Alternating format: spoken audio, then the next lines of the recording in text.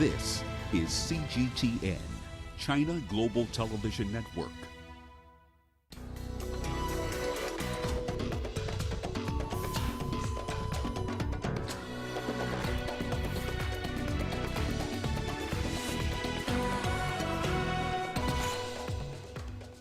Germany's Social Democrats win the elections to beat Chancellor Angela Merkel's Conservative Party. Sudan military-civilian tensions reach low point in wake of coup attempt. And Mali Prime Minister says country may postpone presidential and legislative elections. This is Africa Live. Hello and welcome to the show. I am Peninah Karibe. Also coming up this hour, in business, we explore various opportunities at this year's China-Africa Economic and Trade Expo. And South Africa demolishes competition to win their second Sevens tournament in Canada.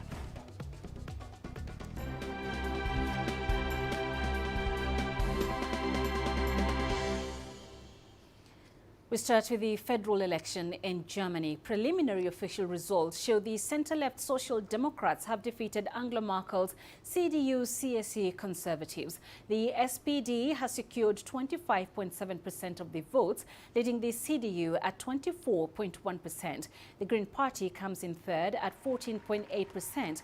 During his campaign, Olaf Scholz, Chancellor candidate of the Social Democrats, said he would aim to strike a coalition deal before Christmas. Ryan Thompson has more from Berlin. It's the closest German election in the last 20 years. Two candidates casting themselves as Angela Merkel's heir, separated by only a narrow margin. But projections suggest that the next chancellor will not come from Merkel's own party, but instead from within her own government. Finance Minister Olaf Scholz. It is also certain that many citizens have put their crosses with the SPD because they want a change in government, and also because they want the next chancellor of this country to be Olaf Scholz. Armin Laschet of the Christian Democrats began the campaign looking like a shoo-in for the chancellorship, but his position at the top of opinion polls faded over the summer. The mood at CDU headquarters soured on Sunday as party members realized a victory was increasingly unlikely. The 2021 election has been far different from years past. Campaigning got off to a late and rocky start because of coronavirus restrictions. And when Election Day finally came around, in-person turnout was down compared to 2017. A record number of voters have opted to cast their ballots by mail. Though the night is ending with a better idea of who the next chancellor will be, it doesn't mean Angela Merkel is going anywhere anytime soon. Coalition talks to align party political platforms and eventually form a new government will take several weeks or months even. In the meantime, Merkel, or Mutti, as many Germans have come to call her, will stay on as the country's caretaker. Ryan Thompson, CGTN, Berlin. For the latest, Natalie Carney is live for us in Munich. Natalie, a big morning for Germans. What more can you tell us about this election outcome?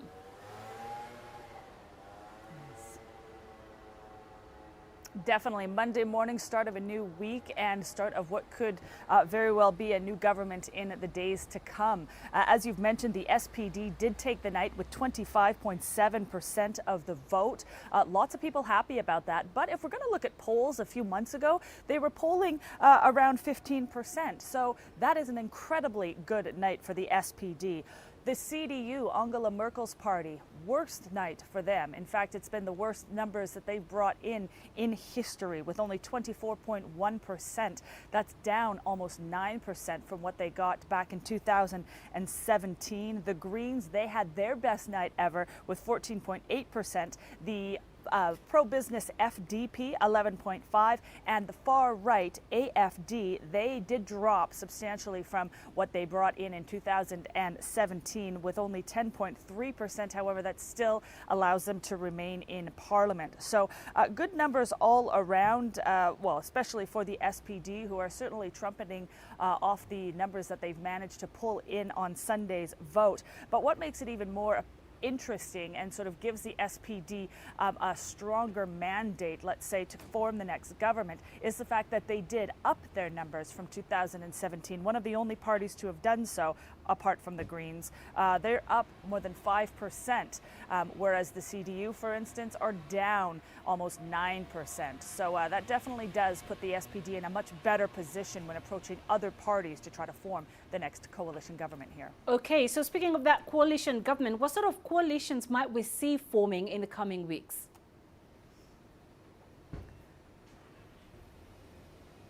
Well, they love naming the coalition possibilities here, which also makes it a little bit more fun. What we've got sort of as one of the most likely coalitions is called a traffic light coalition, which would include the left of center SPD, which are red, the Greens, which are of course green, and the FDP, the pro-business, who are yellow.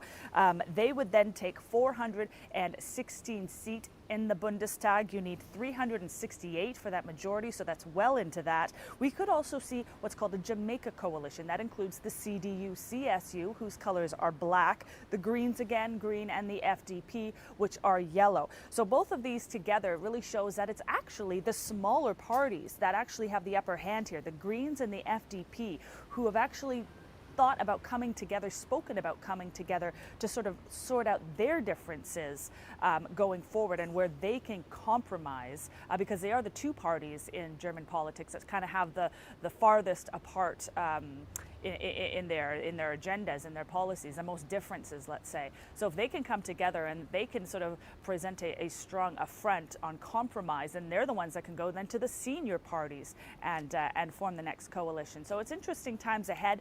But as you rightly mentioned, it took 172 days to form the last government here back in 2017.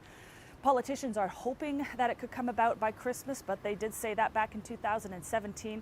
The one big aspect that could really push things along is that Germany takes over the presidency of the G7 come 2022. So they certainly would want to have a government in place, hopefully by then.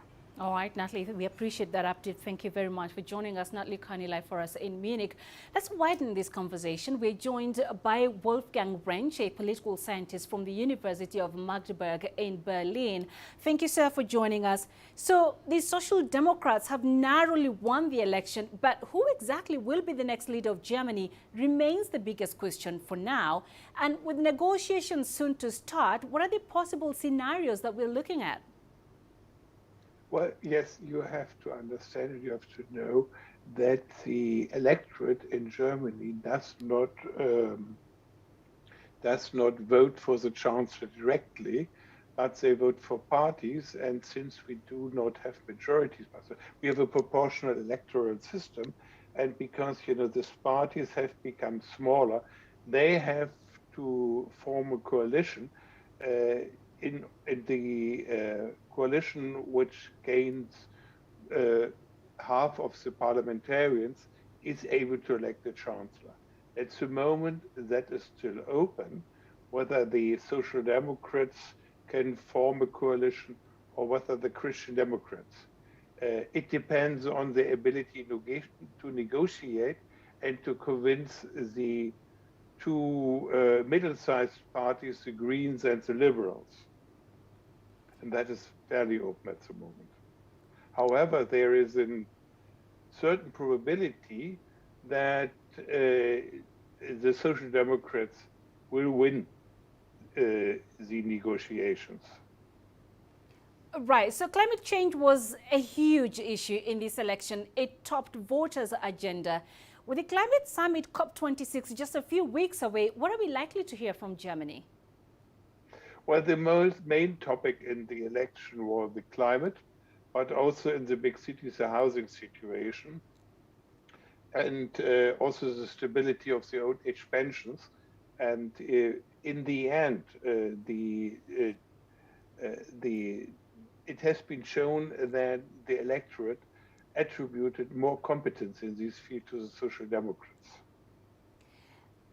As Europe's largest economy, Germany commands significant influence on the global stage. What are the immediate foreign policy issues that Merkel's successor will have to deal with? Well, the point is that the main issue is the modernization of German infrastructure, digitalization, better internet connections, better telephone services and things like that. Germany has been quite a successful country in the past. However, success also can lead to certain laziness in a loss of modernization. This has to be done in the next 4 years. But I don't think that it doesn't make such a big difference which coalition will do that. Each coalition will be eager to modernize the German infrastructure. Wolfgang Rentsch, thank you very much, sir, for joining us. Wolfgang Rentsch in Berlin. Now, the general public has talked about expectations for the next government. Take a listen. I hope economic policy can be consistent and there can be more actions instead of just talking to protect the environment. I also hope there could be more investment in education because it's the future and young people can earn more for their pensions. And I hope we get solved some problems, climate change and economic stuff and so, I mean, it's quite important that we have any solution for that the next time. It's very, very important. I think we really vote over our future because if we don't fix the problems with the climate change, not now, we are too late.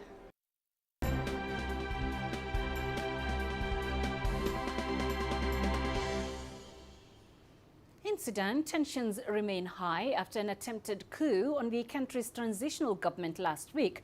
Relations between the country's military and civilian politicians have deteriorated as senior officials have called for protests. This follows the reported withdrawal of official security details. Generals are accusing politicians of alienating the armed forces, while civilian officials say that the military is eyeing a takeover of power. Sudan has been working to transition to democratic civilian rule since the removal of former President Omar al-Bashir from power. The forces were withdrawn from 22 locations guarded by the joint forces. Members of the Sovereign Council were contacted, but there was no clear response. I asked Mr. Wale Al-Hadoum, head of the State Security Council, to deploy forces to guard these sites, but after half an hour, the governor came back and said there was an order to withdraw the police forces from all sites. We will defend our government, our people, and the democratic transition to the last drop of blood. And if there's any threat to the democratic transition, then we will fill the streets and be at the forefront, as it is our responsibility. Meanwhile, in Burkina Faso, the head of the National Assembly has been appointed as the new leader of the ruling party. Alassane Bala Sakandé will serve as the head of the People's Movement for Progress from this month. Sakandé succeeds Simon Compaoré, one of the founders of the party, who was elevated to the rank of president. The move is aimed at securing the party and its projected electoral victories, beginning with municipal elections set for 2022 and national elections in 2025. You see, as president of the MPP, when I was entrusted with such a noble, exciting mission, such an honorable task, I couldn't refuse. But now, feeling my strength diminishing and with a view of handing over to younger brothers, I am retiring. It is now up to them. I will not be the president of a political clan. I will not be the president of a political movement. I will equally not be the president of a political group. I will be the president at the service of the unity of the MPP. Mali's Prime Minister has confirmed the possible postponement of the country's presidential and legislative elections. The polls are set for the end of February, but officials say that they may be delayed to ensure a peaceful and credible process. Elections in the country are aimed at restoring civilian rule following the ouster of elected President Ibrahim Boubacar Keïta. In addition to the tensions surrounding the coming polls, Mali continues to be concerned over its ongoing struggle with the jihadist insurgency that first emerged in 2012. The nation is currently looking for more international partners to bridge a security gap that may be caused by the withdrawal of troops by France. France is set to cut down its troops in the Sahel from 5,000 to nearly 2,500. I think it would be better to organize elections that are peaceful and recognized by all, rather than elections that are contested and could lead us to another uprising, another transition. We don't know how it will end. The objective of our government is to ensure the safety of citizens and their property. That is the main mission of a government. And so when areas are abandoned, when we are abandoned in mid-air, what is left but to look for alternatives? It is as simple as that. 16 minutes into the hour. This is Africa Live. Let's take a short break. Coming up. Tunisia suspends nationwide curfew following an improvement in COVID-19 situation. And new coronavirus infections decline in the US, but deaths hold steady.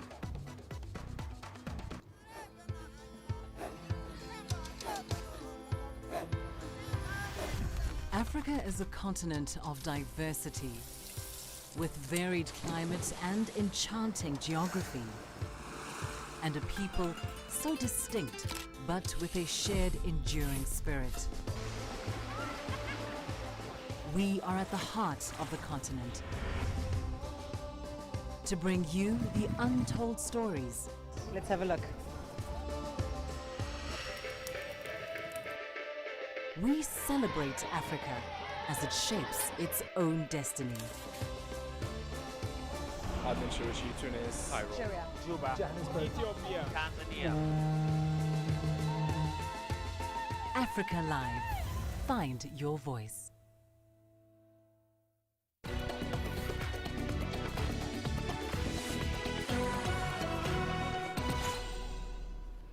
China has called on Libyans to put aside their differences and overcome obstacles in support of the political process in the country. The remarks came in a phone call between Libya's president of the Presidential Council, Mohamed Al-Menfi, and Chinese State Councillor and Foreign Minister Wang Yi. They discussed the future of cooperation between the two nations. Menfi asked Wang to encourage Chinese corporations to participate in Libya's reconstruction. Here's Adel Mahroui with more. On the sidelines of the United Nations 76th General Assembly, Wang Yi and Mohamed Al-Menfi spoke about the future ties between the two countries. The president of Libya's Presidential Council and the Chinese State Councillor discussed how China can support Libya's transition and help revive its economy. China is a permanent member of the Security Council. Foreign Minister Wang Yi confirmed China's support for extending the UN support mission in Libya so it can continue its balanced and unbiased approach towards Libya's issues, and also to lift the freeze over Libya's financial accounts abroad, which is an issue that greatly concerns Libyans. Overall, China has never taken sides in Libya, and that enables it to communicate with all sides. During their phone conversation, Al-Menfi valued China's support to Libya's Presidential Council and the Government of National Unity, the two UN-backed transitional executive authorities. The Council says that China's policies of non-interference in internal affairs in Libya makes its companies capable of operating in all Libyan territories. Accordingly, the Presidential Council invited China to cooperate in efforts to begin reconstruction after 10 years of war. Libya wants companies to resume their projects in the nearest time. We're looking for all means to nurture economic life and speed up recovery in Libya. There are many regions that can witness resumption of work, especially in projects that have begun but were suspended. As we move towards elections, we enter a stage that requires economic and political cooperation from our partners, especially China with its diplomatic, political, economic power. Cooperation between Beijing and Tripoli has continued throughout Libya's decade-long hardships. During the COVID-19 pandemic, China helped Libya with tons of medical supplies and donations and a continuous supply of up to 400,000 vaccines. The two countries have been planning for the future, even during the peak of Libya's civil war. They signed a memorandum of understanding for Libya to be part of the Belt and Road Initiative. Before the 2011 Libyan uprising, China was the top trade partner and the biggest foreign investor in Libya. Back then, at least 75 Chinese corporations were working on 50 projects with investments worth some $18.8 billion. Now Tripoli is moving towards ending its stability with general elections, and it is boosting talks with Beijing, hoping to bring stronger ties in the near future. Adel Mahroui, CGTN, Cairo. About 2,000 Tunisians have taken to the streets of Tunis. The protesters are demanding President Kais Saied's resignation. The Sunday demonstrations were triggered by President Saied's suspension of government and dissolving of cabinet in July. Saied, in response to his opponents, says his actions are unnecessary, citing political paralysis, economic stagnation and a poor response to the COVID-19 pandemic. In addition, he has promised to uphold rights and not become a dictator. Meanwhile, Tunisian President Kais Saied has suspended the nationwide night COVID-19 curfew as of September 25th at midnight. The Health Department and the COVID-19 task force have approved the new measures but urged Tunisians to respect the health protocol to prevent the spread of the coronavirus. The National Commission to Fight Against COVID-19 says that only fully vaccinated people will be allowed to attend or participate in public and private events, activities and gatherings in open and closed spaces. However, they must present proof of full vaccination. The epidemiological situation is improving in Tunisia. All indicators are decreasing gradually. The number of people at hospitals is going down. There are less patients in ICU, or 50% of the total capacity. There are still patients who need oxygen support. That's why vaccinated individuals can resume a normal life under strict conditions. Many businesses, especially pubs, bars and restaurants in downtown Tunis, have reopened. The capacity of reception in closed and open spaces has been set at 50%. Tunisian shoppers and clients need to respect physical distancing. All Tunisian citizens are happy with the end of the curfew. Businesses have been losing money since it was imposed last year. Now people can live a normal life, but they should not forget that the pandemic has not ended yet. Let's stay vigilant to remain safe.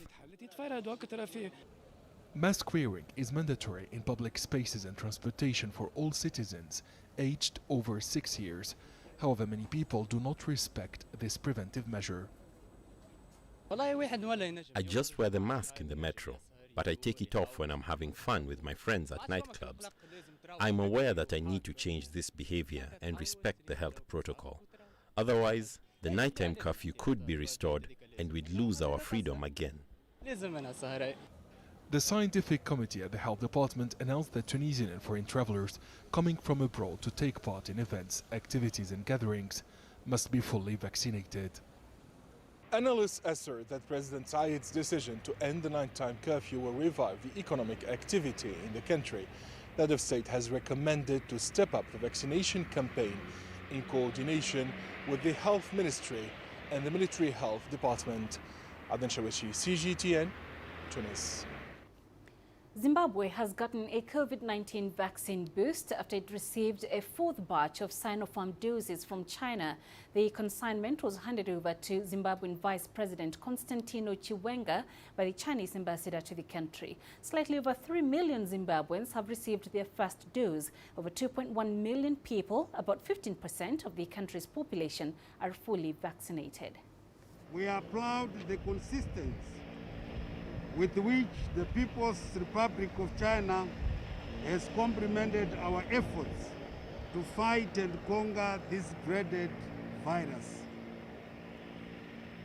Since the devastating pandemic was first reported in this country on 20 March 2020, the People's Republic of China has been generously providing both technical and material assistance to augment our own as a country. The government of Zimbabwe is grateful of this kind gesture by the leadership and government of the People's Republic of China to complement our efforts towards the attainment of herd immunity. China is serious about building a community with a shared future for mankind. China is committed to the common values of humanity, including peace, development, fairness, justice, democracy, and freedom. China will continue to stand firmly with the people of Zimbabwe to protect life, to promote development, to defend sovereignty, and take our comprehensive strategic partnership of cooperation to greater heights. Health authorities say the Chinese mainland has administered 2.2 billion vaccine doses to people across the country. Official data shows medical workers gave 2.5 million shots in the past day. Meanwhile, the mainland registered 13 new local COVID-19 cases on Sunday. 2 were in the southeastern coastal city of Xiamen in Fujian province and 11 in Harbin, the provincial capital of northeastern China's Heilongjiang. Harbin has just finished the second round of mass testing for its 10 million residents. Meanwhile, experts said Xiamen was nearing the tail end of its flare-up as prevention and control measures have achieved results. Putian, another city in Fujian, has reported no new infections for the second day since its outbreak began 2 weeks ago. Epidemiological service played a critical role in stemming the flow of the virus there. In the United States, new COVID infections are declining, but vaccination rates in some states remains low. A vaccine mandate for healthcare workers will take effect on Monday. Hospitals may experience a shortage of staff as many workers are unlikely to meet the deadline. Toby Muse reports from Arlington, Virginia. The story here continues to be the spread of the virus among the unvaccinated. Take the state of Idaho, where officials say the death toll is now so high, they're running out of space to hold the dead. We are working nonstop. We're exhausted. We're frustrated. Funeral homes are out of storage. Our hospitals are out of storage. It's just become quite a mess. And the situation is not likely to get better soon. Around 90% of the state's ICU beds are occupied. Idaho has one of the lowest vaccination rates. Just 41.3% of its residents are fully vaccinated. Only 2 states have a lower rate of vaccination, Wyoming and West Virginia. The worst hotspot in the country is Alaska. Its hospitals are full, the death toll is rising, and the new infections continue to grow. The infection rate is double the national average. In spite of this, the state's Republican governor is continuing to oppose a vaccine mandate. The state of New York has some of the strictest vaccine mandates in the country. Hospital and nursing home employees face a Monday night deadline to get their first shot of the vaccine. Officials say around 70,000, more than 15% of the state's hospital workers are not fully vaccinated up to this week. The state is threatening to fire those healthcare workers who do not get vaccinated. New York's Governor Kathy Hochul is considering declaring a state of emergency to make up the likely shortfall in hospital workers. She said she may call in the National Guard and bring in medical staff from outside the state to care for patients. This 4th wave of infection in the US, the spread of the Delta variant, has slowed down the economy, says Goldman Sachs, which anticipates a drop in consumer spending from earlier this year. But thankfully, experts say the chances of the US sliding into recession seems minimal. There are hopes that the 4th wave may have crested after hitting a high point in the middle of this month. The number of new infections is around 120,000, a figure not seen since early August.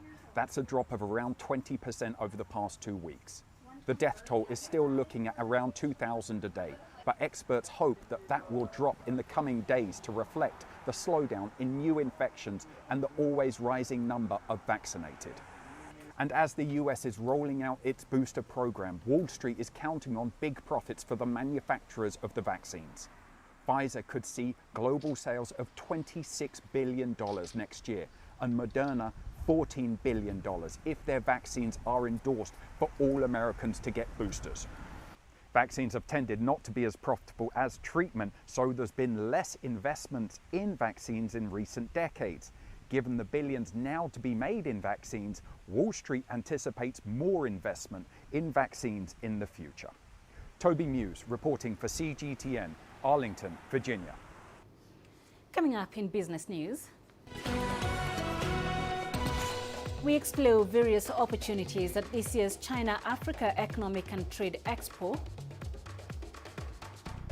And the UK suspends competition laws to allow better coordination among fuel companies.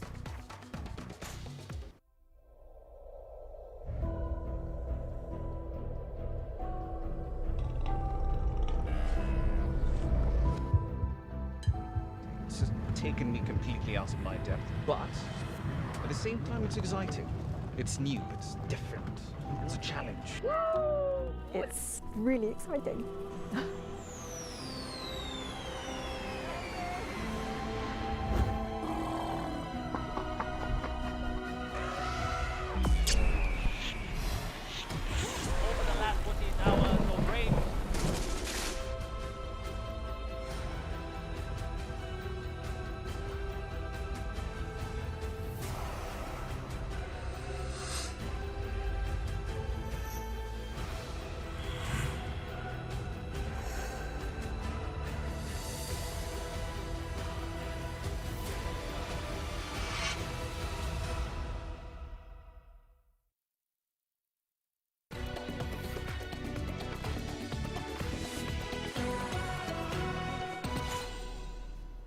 The WTO Deputy Chief has urged African nations to consider joining the World Trade Organization or risk missing the opportunity to influence global trade rules. Jiang Xiangqian was speaking at the second China-Africa Economic and Trade Expo happening in Changsha in central China. The presidents of Rwanda, Senegal and Algeria have also addressed the opening ceremony via video link. Yuli reports.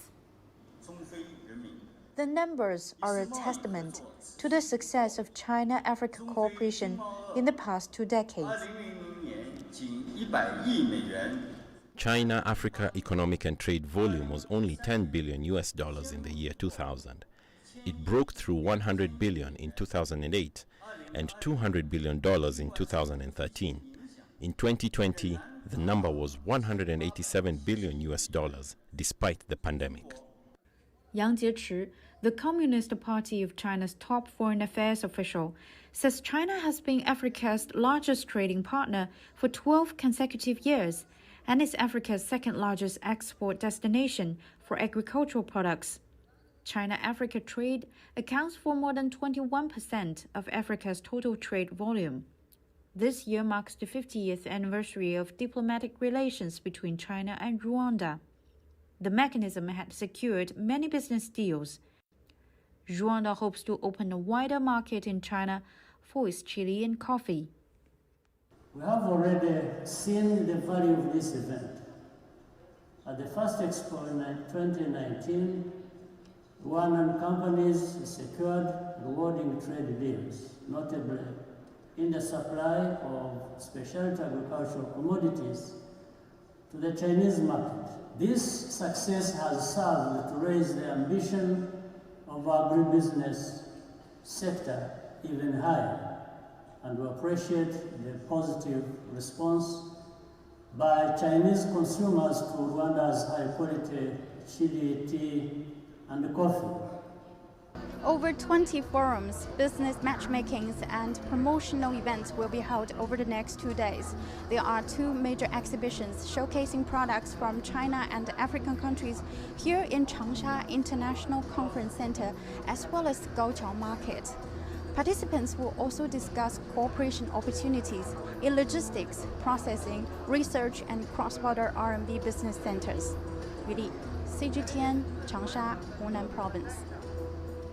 let's head to Hannah Ryder, the CEO of Development Reemergent in Glasgow, Scotland. Her team is one of many exhibitors at the Trade Expo in Changsha, showcasing various products made in Africa. Hannah, you're exhibiting around 10 African products at this year's Expo. Would you briefly just tell us about some of them, as well as what you hope to achieve this year? Great, yeah, so I wish my team could join you from Changsha, but it is about 6:30 in China, so they've finished their day of speaking with all the distributors and so on about our brands, and so now having a bit of well-deserved rest before they continue their work. We've been introducing 10 brands from 6 African countries into the Expo.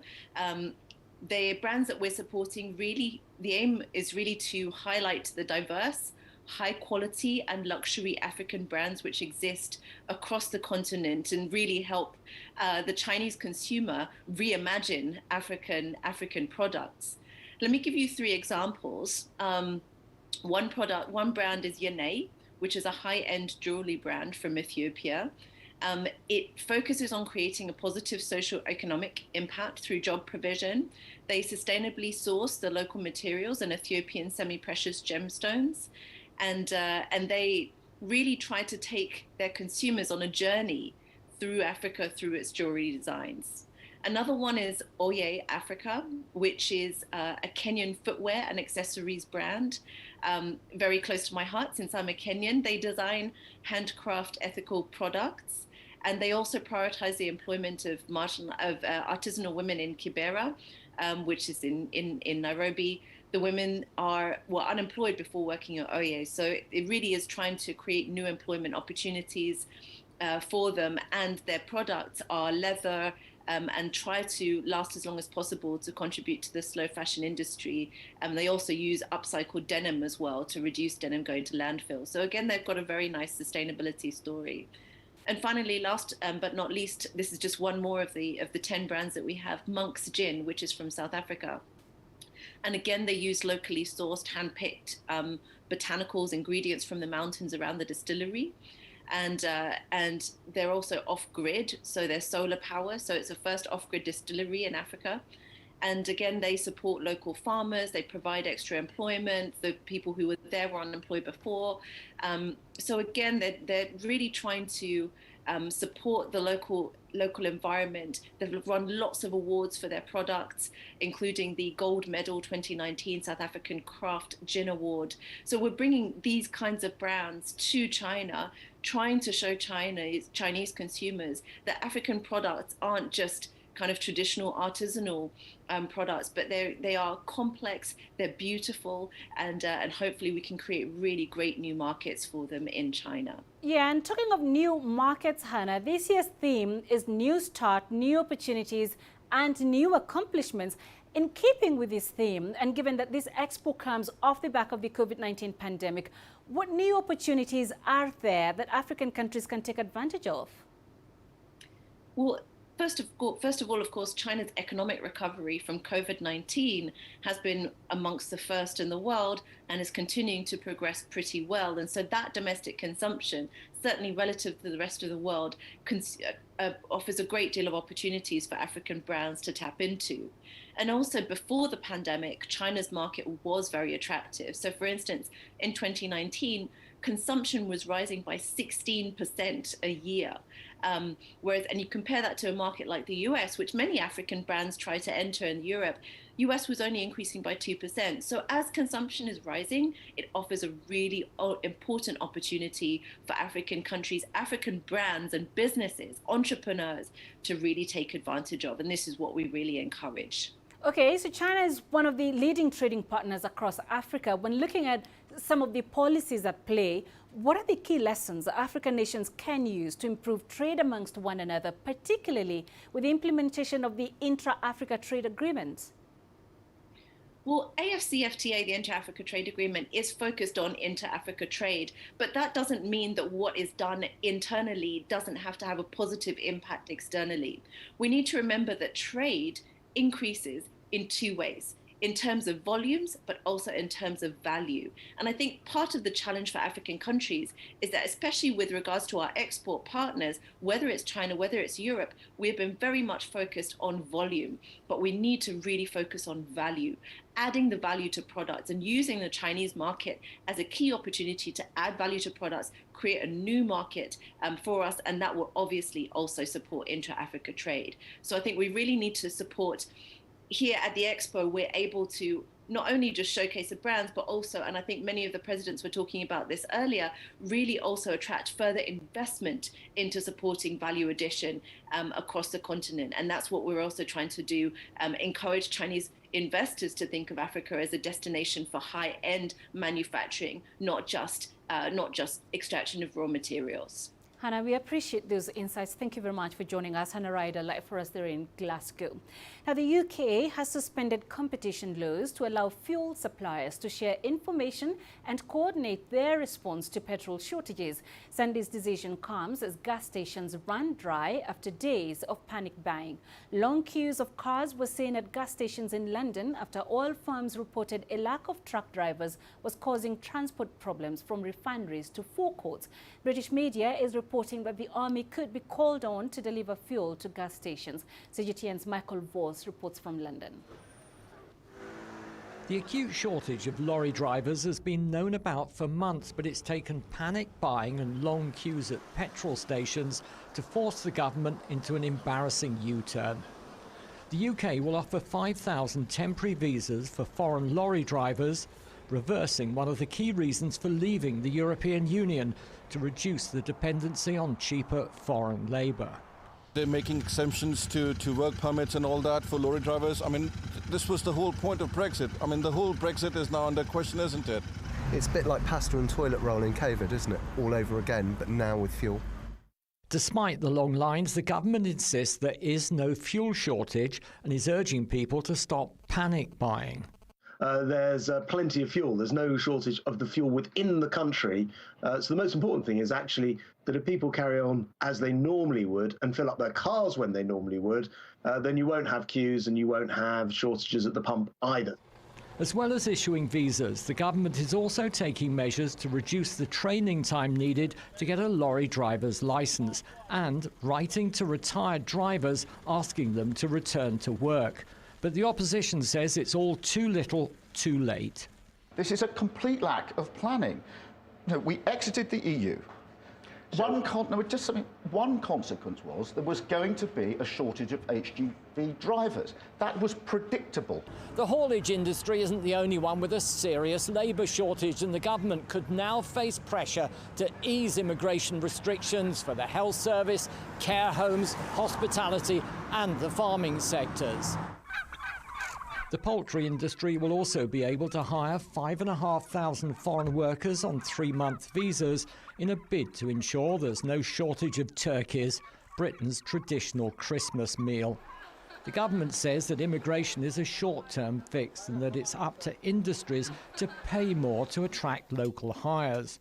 Many fruit and vegetable farmers, though, say very few local people are applying for such physically intensive jobs, and the National Farmers Union is calling for 12-month COVID recovery work permits. The lorry driver shortages have also resulted in growing gaps on supermarket shelves. None of the measures announced are likely to provide immediate fixes. An end to panic buying at the pumps may help ease tensions, but the country faces a difficult run-up to Christmas. Michael Voss, CGTN, London. The South African Reserve Bank has cautioned that rates are likely to go up soon.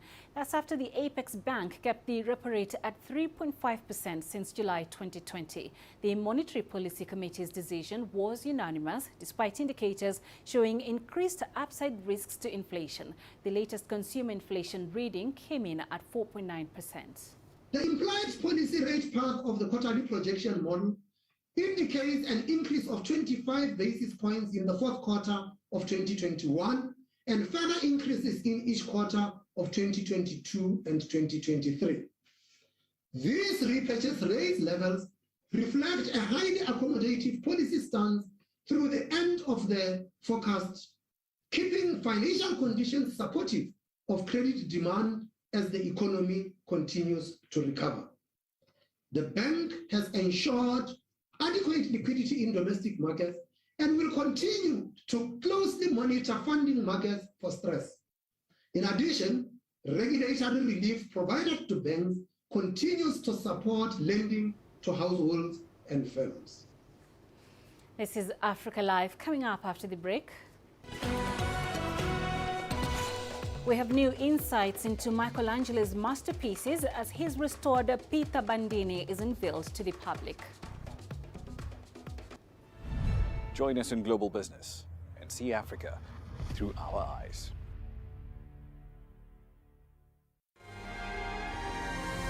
The greatest journeys,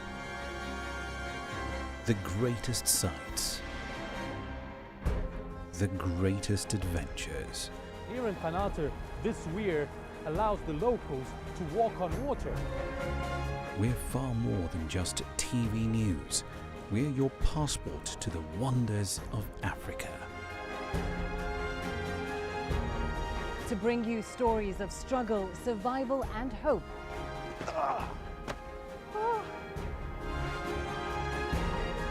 So let's explore.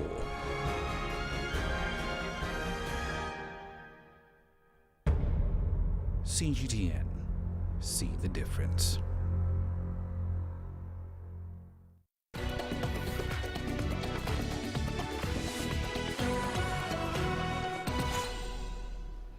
When it comes to the Renaissance, you can't miss Michelangelo. His Pieta Bandini, also known as the Deposition, is being unveiled to the public after an intense restoration process. Art historians believe that the two-year project will reveal new insights into the Italian sculptor's work. Now the restoration of Michelangelo's Pieta Bandini is complete. It originally started in November 2019. The process has offered new perspectives on the analysis of the sculpture and a better understanding of its complex history. The Pieta is the work of the artist who was facing the last stage of his life. Michelangelo carved the Pietà, which is now in the Museo dell'Opera, as a personal expression of his religious spirit. It was meant for his tomb, and he included his self-portrait. So it's a deeply personal work that he intended to express his spirit even after he died. He was very old when he began. He was 80 when he stopped working on it. Art historians have always identified Michelangelo's marble with the white marble from Carrara, one of the most prestigious marbles on earth. But restorers have discovered something different. The fact that it was from Saravasa means that the marble has specific peculiarity that Vasaram in his feet considered hard and pure and producing sparks at every chisel blow. In fact, many pyrite inclusions and many hairs, marble microfractures, have emerged along the restoration. These microfractures are difficult to spot in a marble block, and it's very difficult to understand their direction. For sure, Michelangelo encountered these microfractures while carving the Pieta. The restoration of the Pieta Bandini was carried out in an open work site, so visitors had the opportunity to follow the process minute by minute. And the project was also an example of international cooperation. We need to preserve and protect this for all of our future generations. That is really the mission of not only Friends of Florence, but of all the cultural nonprofit foundations around the world. We have to retain human memory. The sculpture is 2,700 kilograms and 2.25 meters high. It was carved between 1547 and 1555. It was originally meant to decorate Michelangelo's tomb in Rome, but the Pieta is part of the heritage the artist left to Florence, the city. Michelangelo's remains rest in the Basilica of Santa Croce, together with other great Italian artists, poets, and scientists, such as Dante Alighieri and Galileo Galilei. CGTN. Uganda has set up its first conservation library in the country's only zoo to help people interest themselves about wildlife conservation. The international charity Books for Development, based in Houston, United States, helped fund the library over 10,000 conservation books. Peninah Karibe reports. The biggest snake we have in Africa is what? Uganda's only conservation library is teaching children about wildlife protection. Educationists at the Entebbe Zoo believe young learners can grow up to love and accept that wildlife needs a safe environment.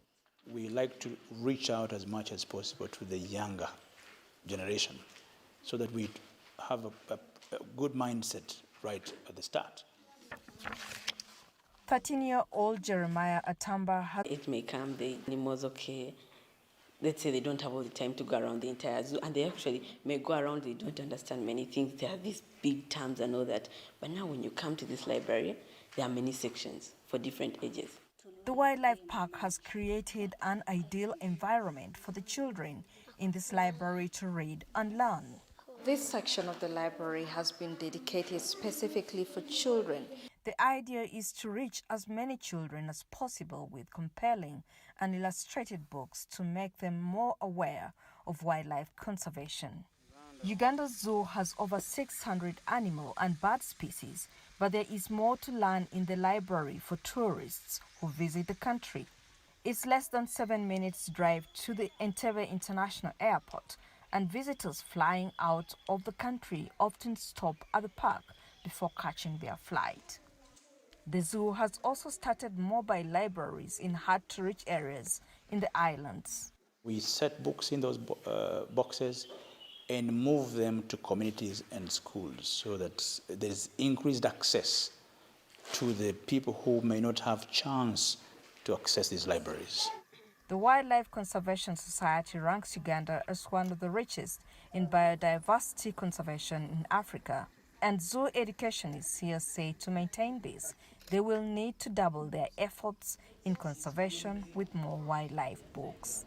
Peninah Karibe, CGTN Entebbe, Uganda. You're watching Africa Live. Coming up in sports. South Africa demolishes competition to win their second sevens tournament in Canada.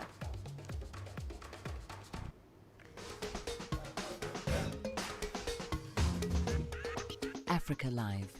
Find your voice.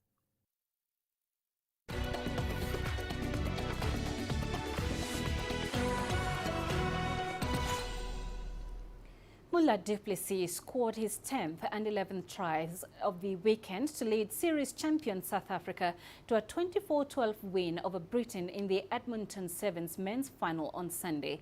After Robbie Ferguson gave Britain the lead with a second-minute try, Duplessis scored in the 4th and 7th minutes to give South Africa a lead they never relinquished.